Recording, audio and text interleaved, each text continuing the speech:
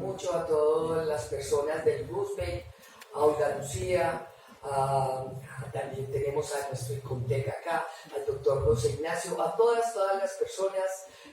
No voy a nombrar a una por una porque serían, creo que casi todos los que están acá, con los que hay mucho cariño y reconocimiento.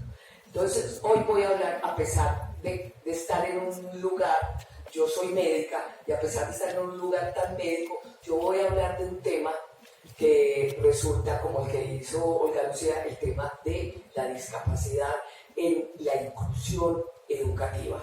Creo que es un tema que para el sector salud todavía no le queda muy claro. Como decía la doctora Rosso, que ahorita va a decir, sí que tiene que ver en la inclusión. El sector salud es el que abre las puertas a la inclusión de los niños y las niñas. La Fundación Saldarriaga es aliada de Roosevelt, es parte de Roosevelt desde hace 73 años, José Ignacio. O sea, nosotros somos de la familia desde siempre. Ellos más grandes que nosotros, ellos son hermanos mayores de nosotros. Entonces voy a hablar de la educación. Primero, la educación es un derecho humano fundamental y habilitante para la exclusión. Desde el año 1948, en la Declaración Universal de los Derechos Humanos, se habla de la educación como un derecho humano fundamental para la inclusión social, pero también por su parte en la UNESCO, en el año 2015 también habló, la educación tiene un carácter habilitante y es un instrumento poderoso que permite a los niños, niñas y adultos que se encuentran social y económicamente marginados salir de la pobreza y participar plenamente en la vida en la comunidad.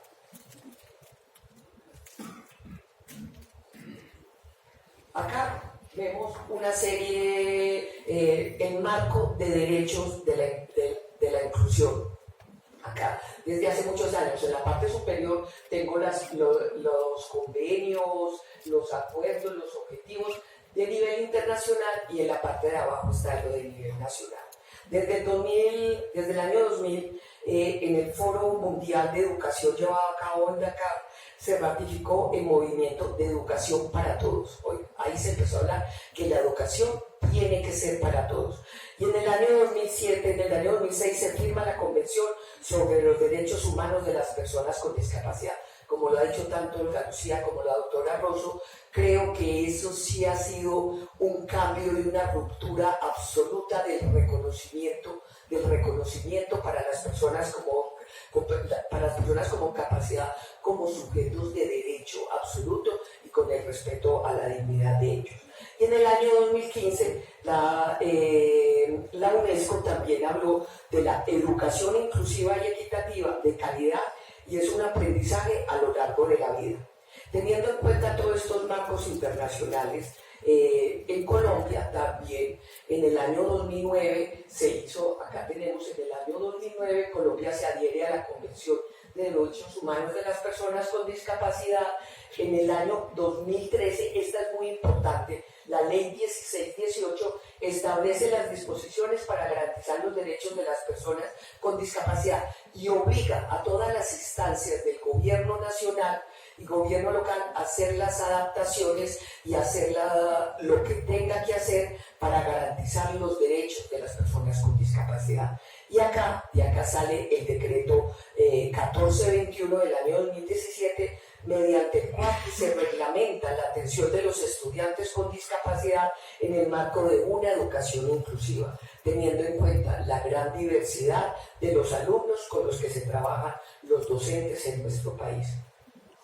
La expedición de este decreto ha sido uno de los pasos más contundentes que se ha dado en materia de garantías del acceso a la educación de las personas con discapacidad. Es deber del gobierno nacional y local continuar haciendo un seguimiento a esta ruta que se trató para que las secretarías de salud realmente logren conocer quiénes son las personas con discapacidad que están asistiendo a sus colegios o que deberían asistir a sus colegios y hacer seguimiento a la acción que busque eliminar esas barreras de acceso, permanencia. Oigan, no es solo acceso, no es solo entrarlos al colegio y tal vez que se queden ahí 10 años en primero de primaria, sino el acceso, la permanencia y la promoción de todos los estudiantes hasta llegar a la graduación.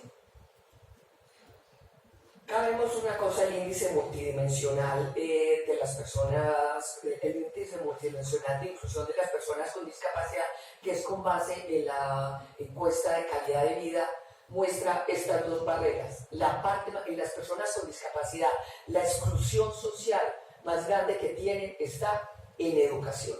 48% está en educación y el otro 19% está en salud. Pero ahorita, como han dicho, no canten victoria, que no es tan claro que sea así. Vemos en el registro de matrículas, hay un documento, hay una herramienta que se llama el sistema de matrícula, que es el CIMAT. Es cómo los estudiantes se han ido matriculando. Vemos acá cómo, por supuesto, ha disminuido la matrícula de todos los estudiantes en el sistema educativo. Ha ido disminuyendo, pero también ha ido disminuyendo la de las personas con discapacidad. Nosotros sí creemos que esta se pueda deber a un ajuste que se ha estado haciendo de la matrícula de CIMAT, porque no había claridad de cuáles eran las discapacidades y cómo usted decía cuál era la discapacidad, cómo el sector educativo llegaba y decía y catalogaba cuál era la discapacidad que podía tener ese niño o esa niña, qué era lo que estaba pasando. Entonces ahí se ha ido haciendo una depuración muy grande. Por eso ya hoy, en el 2017, sabíamos que el 57% tienen discapacidad intelectual, el casi 6% ciegos o de baja visión, el 4,3% discapacidad física, movilidad reducida, el 5,6% discapacidad múltiple, el 3,2% son personas sordas, usuarios del castellano escrito o de lengua de señas, y el resto es esa gran bolsa que no se ha sabido bien qué es lo que tiene, y es lo que se está trabajando fuertemente desde el Ministerio de Educación y desde las Secretarías de Educación. Acá hay unos retos muy grandes. En los retos primero, la educación inclusiva constituye un aspecto de la inclusión social que responde a los derechos humanos, a la igualdad y a la no discriminación, que permite la promoción de una sociedad diversa, justa, atenta a las diferencias y a las riquezas individuales. Y por supuesto, la educación inclusiva es un proceso que tiene que estar en la calidad, tiene que estar desde la calidad educativa, tiene que mirar que la inclusión, que la diversidad es lo que hace que una educación sea de alta calidad y que mejore toda la parte de inclusión.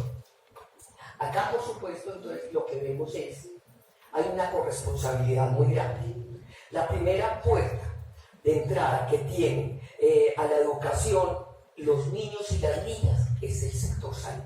Esa es la puerta de entrada. Ustedes son los dioses, los que deciden qué niño va a entrar o no y va a ser incluido en la sociedad, porque son los profesionales de salud quienes dan la primera medida, el diagnóstico, y pueden orientar a las familias para que conozcan los derechos que tienen sus hijos, que conozcan desde los derechos, no como todo lo que nos ha dicho tanto la doctora Rosa como la Lucía, cuáles son esos derechos. Trabajar de la mano entre salud y educación permite ver cada estudiante desde su capacidad y no desde sus debilidades. Y en el sector salud es donde se debe empezar a hablar desde las capacidades. Acá este es un reto grandísimo que en todas las rutas de atención se tiene que empezar a trabajar y se tienen que comunicar muchísimo más. En toda la parte de la estrategia, en la estrategia de Selva Siempre, se logró mirar un poco y trabajar esa intersectorialidad en la parte de cómo se hace la accesibilidad a toda la garantía de derechos de los niños con discapacidad. Pero tenemos que seguir fortaleciendo esto, porque ¿qué hubiese sido de este niño? ¿Qué hubiese sido que ya es un joven? La educación debe ser inclusiva, donde todos los estudiantes, sin importar sus características, tengan las mismas oportunidades de aprender y formarse.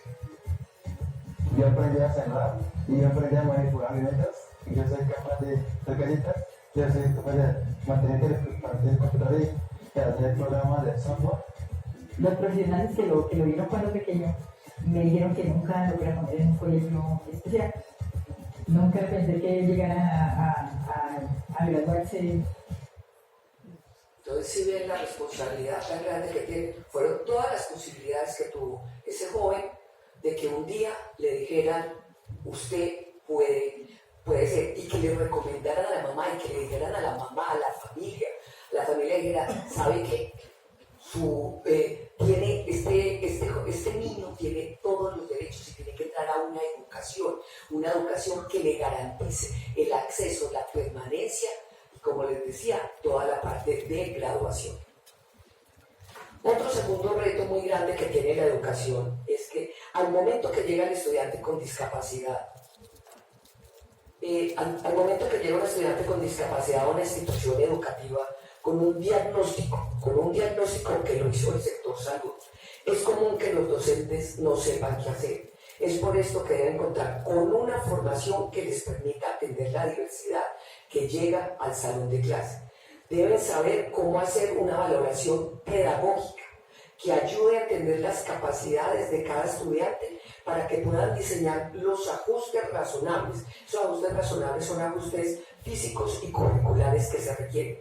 Esto acá parece muy sencillo, pero estas dos cosas son los que hacen una puerta a la inclusión muy grande.